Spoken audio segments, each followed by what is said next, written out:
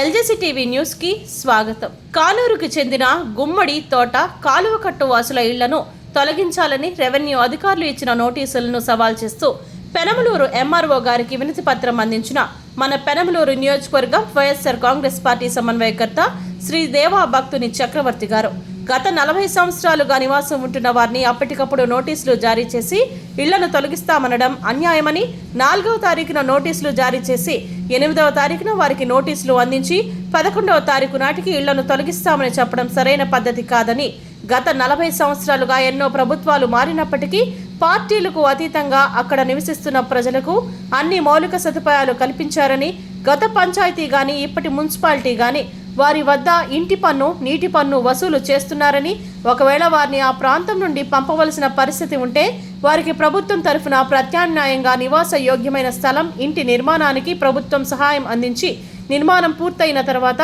కట్ట మీద ఇళ్లను తొలగించాలని, వారు నిరుపేదలు కాబట్టే ఆ కాలువ ప్రాంతంలో నివాసం ఉంటున్నారని, ఏ ప్రత్యామ్నాయ మార్గం చూపకుండా వారి ఇళ్లను తొలగిస్తే వారు ఎక్కడికి వెళ్తారని ఆవేదన వ్యక్తం చేశారు. అంతేగాని పేద వర్గాల ప్రజలు అని వారి హక్కులకు విరుద్ధంగా ఏమైనా చర్యలు తీసుకుంటే వైఎస్ఆర్ కాంగ్రెస్ పార్టీ సహించే ప్రసక్తి ఉండబోదని హెచ్చరించారు. పెనమలూరు మండలం రెవెన్యూ అధికారి దృష్టికి సమస్యను తీసుకువెళ్లామని, జిల్లా కలెక్టర్ మరియు ఆర్డీఓ గారికి కూడా పోస్టు ద్వారా పంపడం జరిగిందని తెలియజేశారు.